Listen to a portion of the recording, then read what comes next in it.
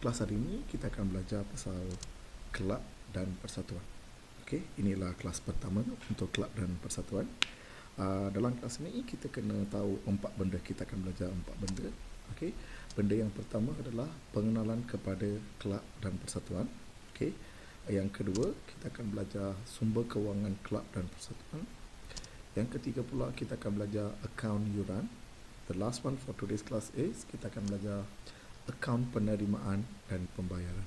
Okey, first one kita tengok pengenalan kepada kelab dan persatuan. Okey, dalam pengenalan kepada kelab dan persatuan kita tengok apa itu kelab persatuan. Okey, kelab persatuan merupakan organisasi bukan bermotifkan untung. Okey, bukan bermotifkan untung. Okey, kita menubuhkan kelab dan persatuan bukan untuk dapatkan untung. Kita tak nak untung dalam kelab persatuan. Jadi dalam kelab dan persatuan apa yang kita nak? Kita ditubuhkan untuk menyediakan kemudahan. Kemudahan kepada siapa? Kemudahan kepada ahli-ahlinya, member-member dia. Selain daripada menyediakan kemudahan, kelab dan persatuan juga ditubuhkan untuk menjaga kebajikan. Okey, tahu apa tu kebajikan? The welfare. So apa yang kita faham dekat sini? Kelab dan persatuan bukan bermotifkan untung. Okey, jadi untuk apa? Menyediakan kemudahan dan juga menjaga kebajikan. Kebajikan dan menyediakan kemudahan kepada siapa? Kepada ahli-ahli dia lah. Okey. Lepas tu di bawah section 2 Akta Pertubuhan 1966. Ingat, okey, untuk kelab dan persatuan yang dikawal oleh Akta Pertubuhan 1966 adalah sebuah pertubuhan didefinisikan sebagai mana-mana kelab, perkongsian atau persatuan yang mengandungi 7 orang atau lebih. Okey, dalam kelab dan persatuan kita perlukan minimum 7 orang baru boleh kita mulakan kelab dan persatuan. Okey, kita sambung.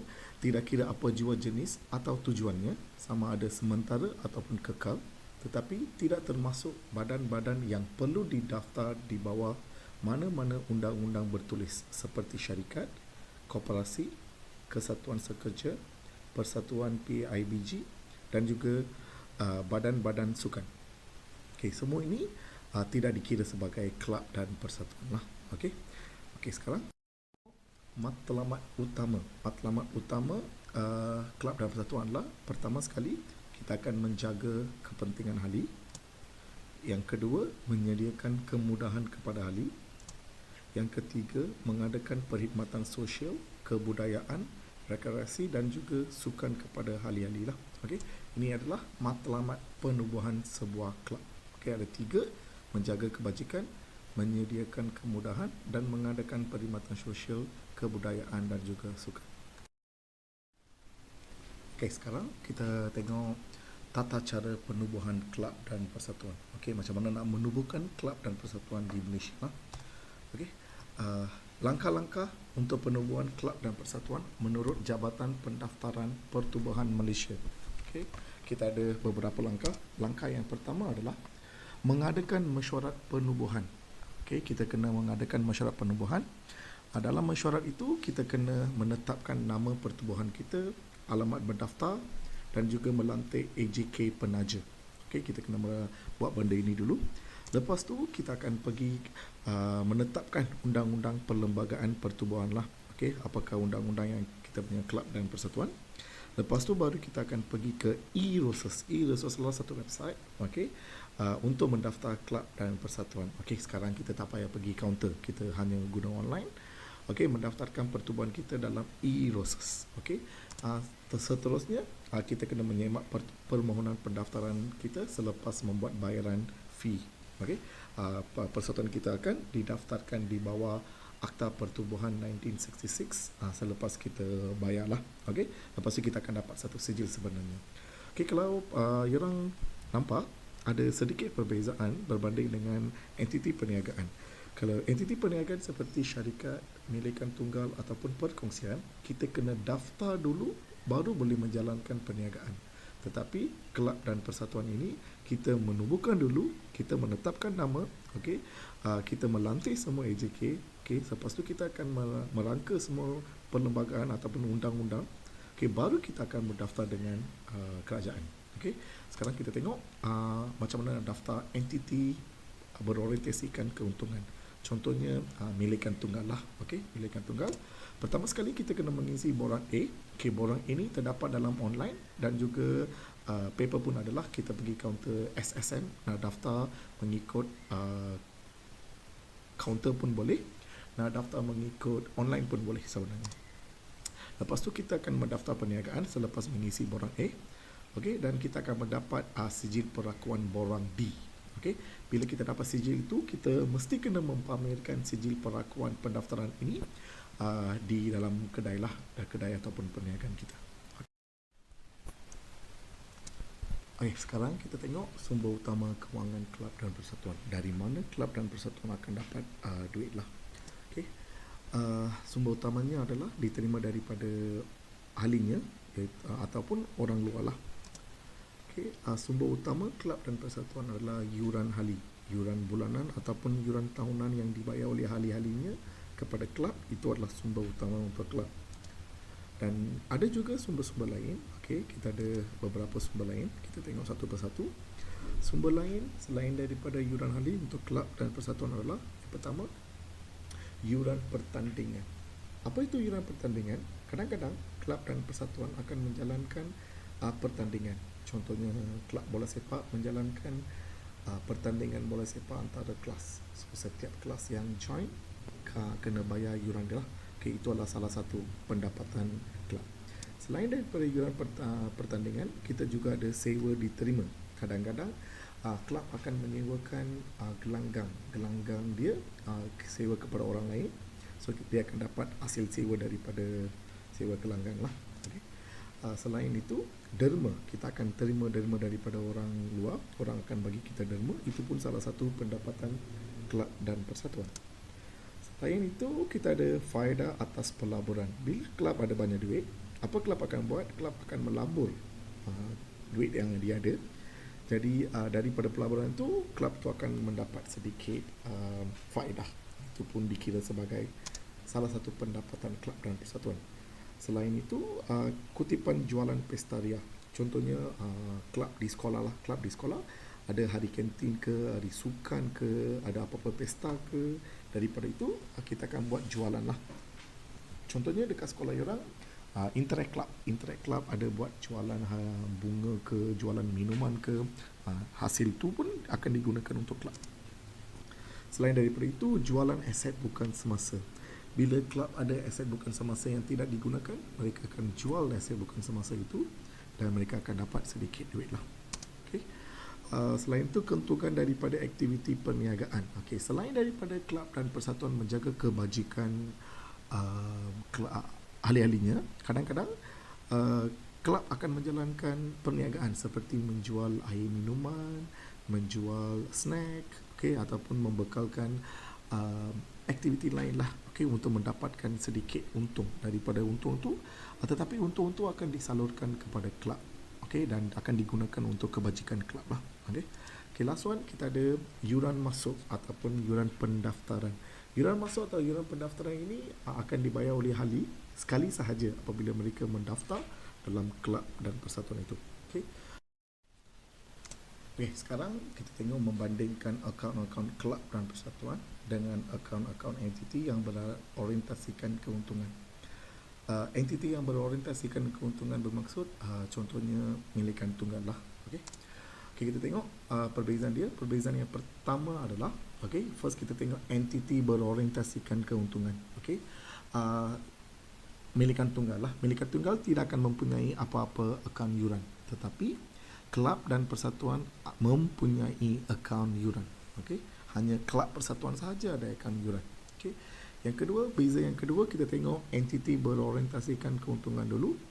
Semua penerimaan pembayaran tunai direkodkan dalam buku tunai. Okay, selepas itu perniagaan akan menyediakan imbangan duga. Okay, kita akan sediakan imbangan duga untuk entiti berorientasikan keuntungan. Tetapi sekarang kita tengok kelab dan persatuan. Semua penerimaan pembayaran tunai direkodkan dalam buku tunai, okey, sama seperti entiti berorientasikan untung. Okey, kelab pun akan merekod semua penerimaan pembayaran dalam buku tunai. Tetapi kelab dan persatuan akan buat one extra things, okey, iaitu semua penerimaan pembayaran ini akan dirumuskan dalam akaun penerimaan dan pembayaran. Okay, ingat, ini satu akaun yang baru, hanya akan ada dalam kelab dan persatuan. Okay, akaun penerimaan dan pembayaran. Tapi sebenarnya itu adalah buku tunai lah. Okay, itu ringkasan buku tunai sahaja. Okay, seterusnya kita tengok perbezaan. Perbezaan seterusnya adalah akaun perdagangan dan untung rugi disediakan untuk mengira untung ataupun rugi untuk entiti berorientasikan keuntungan. Tetapi kita tengok kelab dan persatuan, mereka akan sediakan akaun pendapatan dan perbelanjaan untuk mengira lebihan dan kurang. Okay? Dalam kelab dan persatuan biasanya kita tak akan sediakan akaun untung rugi lah. Okay? Kita hanya akan sediakan akaun pendapatan dan perbelanjaan. Okay? Untung yang kita dapat dalam kelab dan persatuan kita akan panggil dia lebihan, bukan untung. Okay? Lepas tu kalau rugi kita akan panggil dia kurangan. Okay? Ada kat sini lagi satu benda. Dalam kelab dan persatuan kita memang boleh sediakan akaun perdagangan. Kalau kita ada buat urus niaga, menjual beli, ada inventory, jadi kita memang kena sediakan akaun perdagangan lah. Okay? Akaun pendapatan perbelanjaan ni tambahan kepada akaun perdagangan itu. Last one, kita tengok perbezaan dia. Dalam entiti berorientasikan keuntungan, aset tolak liability, kita akan dapat equity ataupun modal. Tetapi dalam kelab dan persatuan, apabila kita ambil aset tolak liability, itu sebenarnya modal, tapi dalam kelab persatuan kita tak boleh panggil dia modal. Kita akan panggil dia dana terkumpul. Dan ingat, kelab persatuan ini tidak dimiliki oleh siapa-siapa. Okay, kelab persatuan ini untuk orang awam, right? Jadi kita tak akan ada modal dan kita tak akan ada ambilan juga. Okay? Dalam kelab persatuan tak boleh ada modal dan ambilan. Jadi ini dana terkumpul adalah menggantikan modal. Okay, sebelum kita sambung nak buat, kita kena ada beberapa persoalan. Kita jawab persoalan ini dulu. Okay, persoalan yang pertama adalah aktiviti mencari keuntungan bagi sesebuah kelab dan persatuan adakah bertentangan dengan motif utama penubuhan? Sebab tadi kita tengok motif utama penubuhan kelab dan persatuan adalah bukan untuk mendapatkan untungan, menjaga kebajikan. Okay? Tapi boleh tak kelab dan persatuan mencari keuntungan? Boleh ke tak boleh? Sebenarnya boleh. Okay? Dia tidak bertentangan dengan motif utama penubuhan. Kita memang boleh menjalankan aktiviti perniagaan seperti jual beli, okay, dan memperoleh keuntungan, tetapi keuntungan itu akan disalurkan ke dalam dana kelab dan yang akan digunakan untuk kebajikan ahli-ahli lah. Okay, so kelab persatuan memang boleh menjalankan perniagaan dan mendapat untung, tetapi untung itu akan disalurkan ke dalam kelab, dana kelab untuk menjaga kebajikan ahli-ahli lah. Okay, selain itu kita kena tahu perbezaan akaun penerimaan pembayaran dengan buku tunai bagi entiti berorientasikan keuntungan dan kelab dan persatuan. Okey, kita tengok persamaan dulu. Persamaan dia kedua-dua perniagaan atau organisasi ini, tak kisahlah organisasi berasaskan keuntungan ataupun kelab dan persatuan, dua-dua organisasi ini akan menyediakan buku tunai. Tetapi kelab dan persatuan akan menyediakan akaun penerimaan dan pembayaran. Okey, akan menyediakan akaun penerimaan pembayaran, tetapi entiti berorientasikan untung seperti milikan tunggal tak akan sediakan akaun penerimaan pembayaran. Sekarang kita akan belajar macam mana nak buat akaun penerimaan dan pembayaran. Okey, apa itu akaun penerimaan pembayaran? Akaun penerimaan pembayaran adalah satu akaun ataupun penyata digunakan untuk merekod semua penerimaan dan pembayaran tunai kelab dan persatuan dalam satu tempoh perakaunan lah. Okay, for one period kita akan masukkan semua. Okay, sekarang kita tengok satu contoh.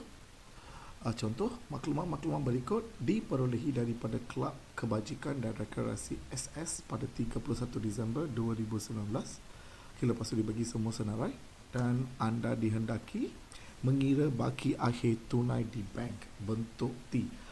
Sebenarnya disuruh kita sediakan akaun penerimaan dan pembayaran lah. So kita buka akaun dia, okay, bentuk T. Lepas tu first kita kena tulis nama perniagaan, nama kelab dia. Kelab dia adalah Kelab Kebajikan dan Rekreasi SS. Lepas tu tajuk yang saya tulis kat sini adalah akaun penerimaan dan pembayaran bagi tahun berakhir 31 Disember 2019. Okay, lepas tu first thing kita masukkan baki BB untuk akaun penerimaan dan pembayaran ini. Kalau kita tengok soalan, dalam soalan ada bagi baki awal 9770. Ini adalah baki biasa. Kenapa saya kata baki biasa? Sebab dia tak kata apa-apalah. Kadang-kadang soalan akan kata overdraft ataupun diletak dalam bracket ataupun tepi nombor tu ditulis kredit. Kalau ini semua kita akan letak di sebelah kredit sebab itulah overdraft. Kalau dia tak cakap apa-apa, itulah baki biasa. Baki biasa kita akan letak di debit side. So saya pergi kat debit, tulis baki BB 9770. Okey. Kalau korang nampak dekat sini, saya tak tulis tarikh ya. Ini adalah ledger account tapi saya tak tulis tarikh. Kenapa tak tulis? Sebab tak payah tulis. Sebab tarikh dia sudah ada dekat atas. Okey, boleh nampak akaun penerimaan pembayaran bagi tahun beraya 31 Disember 2019. Tarikh itu sudah ada dekat atas itu. Jadi dalam akaun dekat bawah ni tak payah tulis tarikh untuk akaun penerimaan pembayaran. Okay, lepas tu format dia sebelah debit adalah penerimaan. So bawah baki BB itu kita tulis penerimaan. Dan kalau nak boleh garis lah, nampak cantik. Lepas tu sebelah credit side kita akan tulis pembayaran. Okey, ini format dia. Okey, sekarang kita akan tengok soalan satu persatu. Mana-mana penerimaan kita masuk dekat penerimaan, mana-mana pembayaran kita masuk dekat pembayaran. Okay, kita tengok balik soalan dia. Belian minuman. Belian minuman memanglah kita bayar. So keluarkan belian minuman, rekod dekat jawapan kita belian minuman 2140. Lepas tu kita ada yuran ahli. Okey, yuran ahli adalah penerimaan. Kita akan terima yuran daripada ahli-ahli kita. So pergi dekat penerimaan, kita tulis yuran ahli 1,800. Lepas tu kita ada belian surat khabar dan majalah. Okey, kita akan bayarlah sebab kita beli kan. So pergi dekat pembayaran, kita tulis surat khabar dan majalah 72. Okey, lepas tu kita ada yuran masuk. Yuran masuk adalah kita akan terima daripada ahli dia. So dekat penerimaan. Pergi dekat penerimaan, kita tulis yuran masuk 60. Lepas tu kita ada yuran pertandingan pun kita terima. Okay, kita akan menganjurkan pertandingan, kita akan terima yuran pertandingan. So dekat penerimaan, kita tulis yuran pertandingan 3450. Lepas tu kita ada memberikan beasiswa. Kita bagi pemberian beasiswa tu maksud kita bagi beasiswa kepada orang lain. So dekat pembayaran, masukkan dekat pembayaran sebagai beasiswa RM4,000. Lepas tu kita ada hadiah dan piala. Tadi kan kita ada pertandingan, mestilah pertandingan itu kita akan bagi hadiah. So inilah kita beli hadiah lah. So dia akan masuk dekat pembayaran. Pergi dekat pembayaran, kita akan rekodkan hadiah dan piala 510. Lepas tu kita beli alatan sukan sebelah kredit dah sebab kita bayar. Tulis alatan sukan 2990. Lepas tu kita ada cenderamata. Cenderamata pun kita bayar. Kita beli cenderamata untuk tetamu kita lah. Okay? So kita tulis cenderamata 200 dekat pembayaran. Lepas tu gaji, of course kita bayar. So pergi dekat pembayaran, kita tulis gaji pekerja 1,500. Lepas tu kita ada kutipan derma. Kutipan derma ni kita kutip derma. Kalau kita kutip, kita dapat derma tu lah. Okay? Sebelah debit, sebab kita terima 410. Lepas tu kita ada saver locker. Okay, saver locker ini kita bagi saver kepada orang lain lah. Contohnya kita ada kita nak club badminton. Lepas tu orang yang datang main badminton tu mestilah dia nak simpan barang-barang dia kan. Jadi kita sewakan locker lah. So saver locker kita terima. Kita terima sewa local 350 dekat penerimaan. Lepas tu kita ada jualan meja pingpong. Kita jual meja pingpong. Sebelah debit lah, kita terima duit dia lah. Okay. Memberi sewa gelanggang. Ni sama macam sewa local lah. Okay. Kita sewakan local dan juga kita sewakan gelanggang. Gelanggang badminton, gelanggang, apa-apa gelanggang lah. Kita bagi sewa. So orang akan bayar ke kita sebelah debit. Sebab kita terima kan. Sewa gelanggang under 20. Okay, lepas tu kita ada jualan minuman. Jualan minuman will be in a debit side also lah sebab kita jual kan, kita dapat duit. Jualan minuman 4110. Lepas tu kita ada belanja am. Belanja am sebelah kredit sebab kita bayar. Okay, tulis belanja am 145. Lepas tu last one kita ada honorarium. Okay, apa itu honorarium? Honorarium ialah satu bayaran yang kita bayar kepada pengurusi kita, setiausaha kita, sebab diorang spend time diorang dekat club kan. Dia datang buat kerja untuk kita. Mereka tak dapat apa-apa gaji, jadi kita akan bagi dia macam allowance lah. Allowance itu kita panggil honorarium. So kita bayar lah. Kita bayar 1,300. So, saya rasa kita dah masukkan semua item-item yang ada dekat soalan ini dalam jawapan kita. So sekarang kita kena imbangkan. Okay, untuk imbangkan, first kita garis. Okay. Lepas kita tengok debit atau kredit mana besar. Saya rasa debit besar. Okay kan? Ya. Jumlahkan debit, tulis berapa. Okay, jumlahkan semua yang ada dekat debit, tulis berapa. Amount yang sama juga, tulis dekat kredit. Okay.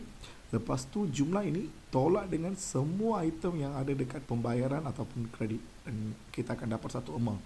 Okay, amount itu 7813. Itu kita panggil baki HB sebenarnya. Saya dah salah dekat sana ya. Sepatutnya baki HB.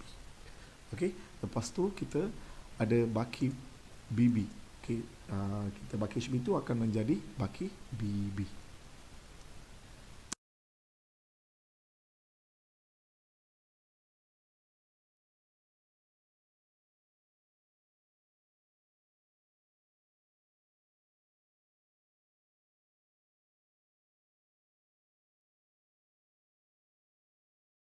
Okay, tadi kita dah buat akaun penerimaan pembayaran bentuk T, dan kadang-kadang soalan akan suruh kita buat bentuk penyata. So kita kena tahu cara nak buat akaun penerimaan pembayaran dalam bentuk penyata juga. Okay, kita tengok bentuk penyata. Okay, saya explain dia punya format, tapi orang buat sendiri. Okay, format dia macam ni. Kita start dengan sama juga nama perniagaan, tajuk mesti kena ada dekat sana. Okay. Lepas tu kita tulis baki BB. Okay, baki BB dia, amount dia berapa, kita tulis lah berapa dekat sebelah tu. Okay, lepas tu kita kena tambah dengan penerimaan. Okay, kita list down semua penerimaan yang diberi dalam soalan. Contohnya saya buat XXX kat sana lah, tapi orang tengok soalan, semua penerimaan ni tulislah berapa banyak yang ada. Lepas tu kita jumlahkan penerimaan, kita akan dapat jumlah dia. Okay, jumlah ini kita akan baki awal jumlahkan dengan penerimaan ini. Lepas tu kita kena tolak dengan pembayaran. Okay, list down semua pembayaran. Okay, apa-apa pembayaran yang ada kita jumlahkan saja lah. Okay. Lepas tu jumlahkan jumlah pembayaran. Yang jumlah hasil tadi itu tolak dengan jumlah pembayaran, kita akan dapat baki HB. Okay, itu je. Okay, ini je lah bentuk penyata. Tadi kita buat bentuk T, sekarang bentuk penyata. Okay, sekarang kita buat satu. Saya bagi satu contoh. Ya, tengok satu contoh. Kelab Sukan Tan menyediakan butir-butir berikut bagi tahun berakhir 31 Disember 2017. Dia ada bagi dekat sini baki awal, penerimaan, pembayaran. Saya dah asingkan semua penerimaan, pembayaran saya dah asingkan untuk orang. Okay, sekarang orang cuba buat sendiri. Okay, pausekan video ni dan cuba buat sendiri. Lepas tu, lepas dah buat, baru you tengoklah. Okay, jawapan dia. Okay, pause.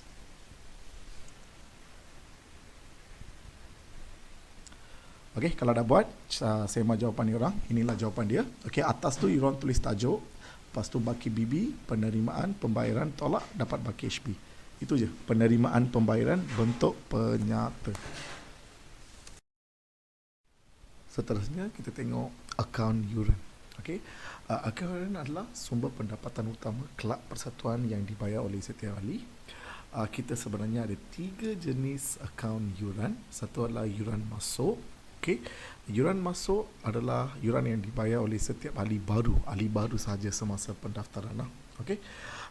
Dan boleh dikategorikan sebagai pendapatan hasil atau pendapatan modal. Okay.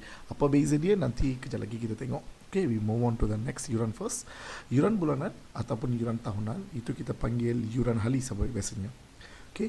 Yuran yang dibayar oleh hali setiap bulan atau setiap tahun, dan yuran hali ini sentiasa dikategorikan sebagai pendapatan hasil. Okay. The last one is yuran pertandingan. Yuran pertandingan adalah yuran yang dibayar oleh ahli atau peserta yang menyertai aktiviti pertandingan. Siapa-siapa yang menyertai, tak kisahlah ahli ataupun bukan ahli, yang menyertai pertandingan itu dia kena bayar yuran pertandingan. Dan yuran pertandingan ini sentiasa dikategorikan sebagai pendapatan hasil. Okay.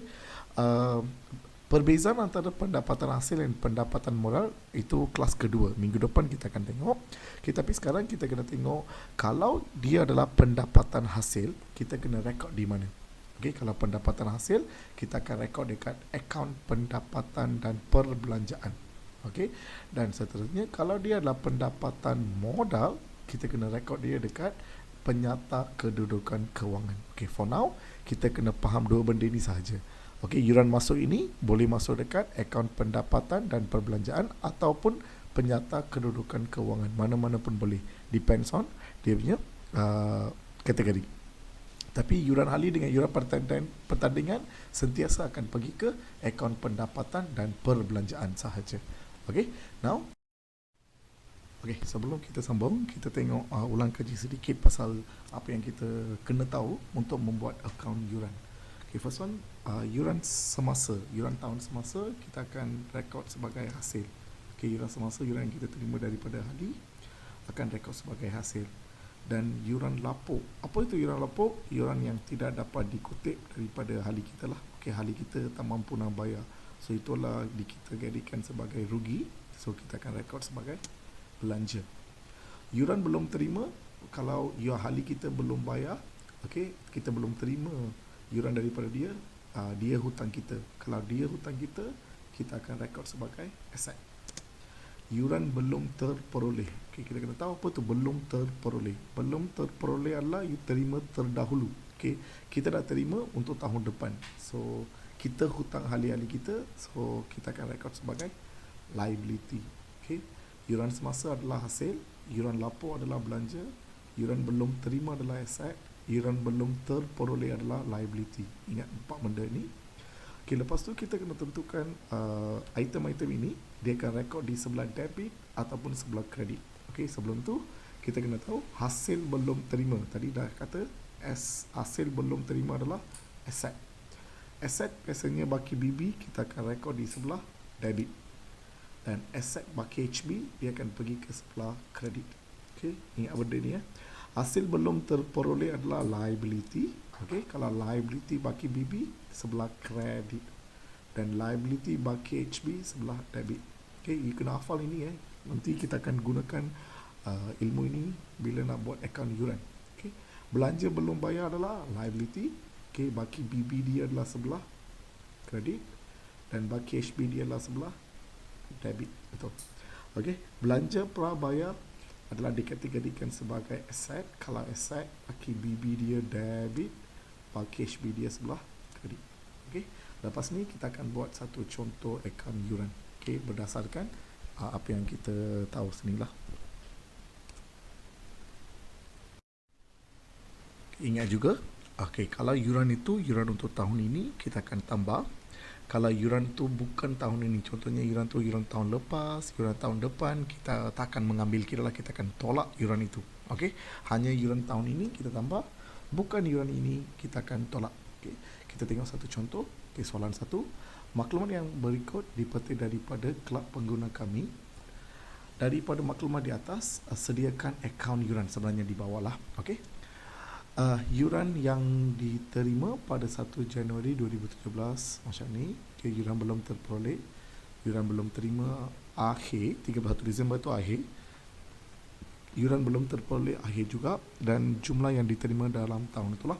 Sekarang soalan suruh kita buat akaun yuran, so kita buka akaun yuran. Kita akan tentukan satu persatu item-item ini, mana satu nak pergi debit, mana satu nak pergi kredit. First one kita tengok yuran belum terima. Yuran belum terima adalah sebenarnya aset. 1 Januari adalah baki BB. Kalau aset baki BB, tadi kita dah bincang sedikit kan. Aset baki BB. Tengok nota tadi tu. Aset baki BB, debit ke kredit? Debit. Jadi pergi dekat akaun yuran, aset baki BB kita letak di debit. Kita letak yuran belum terima 490. Dalam akaun yuran kita tak boleh tulis baki BB, baki HB. Kita akan tulis yuran belum terima. Yuran belum terima 490 itu sebenarnya baki BB, tapi kita tak boleh tulis baki BB. Kita kena tulis yuran belum terima. Tulis tarikh 2017 Januari 1. Okey, item seterusnya kita ada yuran belum terperoleh. Ingat, yuran belum terperoleh adalah kita dah terima lebih. Kalau kita dah terima lebih, itulah kita punya liability. Okey, dan liability pada 1 Januari. 1 Januari adalah baki BB. Okey, baki BB. Kalau liability baki BB, tadi kita dah buat sedikit ulang kaji kan. Liability baki BB adalah sebelah kredit. So, pergi ke kredit, kita tulis yuran belum terperoleh. Ini pun sebenarnya baki BB, tapi kita tak boleh tulis baki BB. Kita akan tulis yuran belum terperoleh. Okay, so amount dia 370, tarikh macam biasalah, Januari 1, 2017. Okay, lepas tu kita ada yuran belum terima akhir. Okay, yang akhir lah HB. HB tunggu dulu, nanti kita akan datang balik untuk buat HB. Okay, kita akan masukkan yuran yang diterima dalam tahun ini. Yuran yang diterima. Yuran diterima adalah which category? Dia bukan asset, dia bukan liability. Dia adalah hasil. Bila kita terima, hasil akan bertambah. Kalau hasil bertambah, kita akan rekod di debit ke kredit. Hasil bertambah sepatutnya sebelah kredit. So, kita pergi ke kredit, akaun yuran, kita tulis Disember 31, bank lah, sebab hasil diterima tu bank. Kalau nak tulis tunai pun boleh. Tunai ataupun bank mana-mana diterima. Kita akan tulis 19870. Sudah. Lepas ni kita akan buat yang item-item yang kita belum buat itu atas tu, yuran belum terima. Kita tengok yuran belum terima. Yuran belum terima adalah aset, seperti yang kita tahu. 31 Disember adalah HB. Ingat, kalau aset baki BB, dia akan pergi ke sebelah debit. Kalau aset baki HB, dia akan pergi ke sebelah kredit. Dia bertentangan sebenarnya. Pergi sebelah kredit. Tak payah tulis tarikh, sebab tarikh sudah ada dekat kredit. Kita akan tulis 620 amount dia sebelah kredit dan yuran belum terima. Lepas tu kita ada lagi satu, yuran belum terperoleh. Yuran belum terperoleh adalah liability. Kalau dikata pada 31 Disember, itu sebenarnya baki HB. Itu baki HB ya. Sekarang kita akan masukkan baki HB ini. Liability baki BB sebelah kredit. Kalau liability baki HB sebelah debit. Kita akan letak dekat debit. Tapi kita akan selang satu baris. Kenapa? Nanti kita akan tahu. Sentiasa untuk akaun yuran ni selang satu baris di sebelah debit. Baru tulis yuran belum terperoleh berapa? 150. Lepas tu kita akan sambung. Saya rasa kita dah masukkan semua item. Sekarang kita imbangkan akaun ini. Tengok mana besar? Kredit. Kalau kredit besar, kita jumlahkan kredit. Berapa jumlah kredit dia? 20860. 20860. Boleh ya? Lepas tu 20860 tolak 150 tolak 490, kita akan dapat 20220 lah. Lepas tu apa ini? 20220 ini adalah kita akan pindah. Inilah yuran untuk tahun ini yang akan dipindahkan ke akaun pendapatan dan perbelanjaan. Lepas tu jangan lupa tulis tarikh dia lah. Tarikh dia Disember 31. Ini adalah akaun yuran. Ingat, kita kena tahu beza dia. Apa beza bank 19,870 dan akaun pendapatan perbelanjaan 20,220. Apa beza ini? Bank adalah yuran yang kita terima secara tunai atau secara cek pada tahun ini. Yang akaun pendapatan perbelanjaan adalah yuran yang sepatutnya kita kena terima dalam tahun itu, yang yuran penuh lah sebenarnya. Kita akan buat lagi satu contoh. Next page. Kita buat lagi satu soalan. Soalan 2. Yang berikut adalah baki-baki yuran yang masih belum dibayar atau yang telah dibayar terdahulu bagi sesebuah kelab kebajikan dan rekreasi. Yuran belum terperoleh. First, dia bagi 1 Julai 2017, itu adalah baki BB ya. 30 Jun 2018 itu adalah baki HB. Kelab mempunyai 120 orang ahli, yuran sebanyak 20 setahun. Sekarang dia ada bagi baki BB, baki HB. Lepas tu dikata dia ada 120 orang ahli dan seorang akan bayar RM20.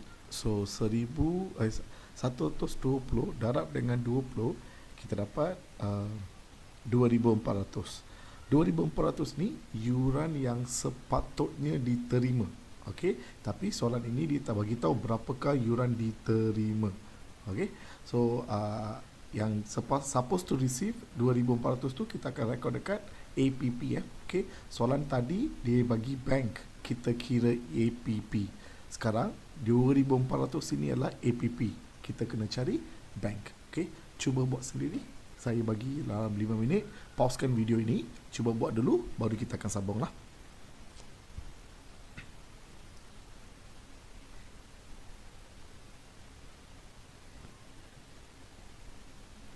Okey, kalau sudah, saya bagi jawapan lah.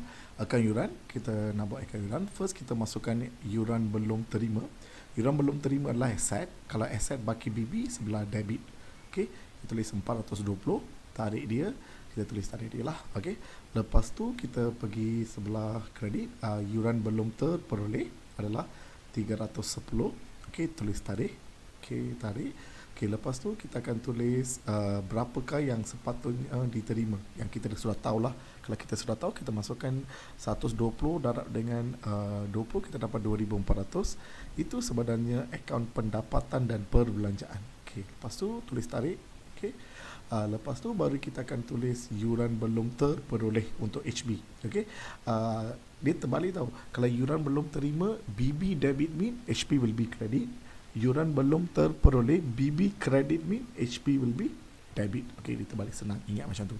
Okey, amount dia 260. Okey, lepas tu kita tulis selang satu baris di sebelah kredit dan tulis yuran belum terima.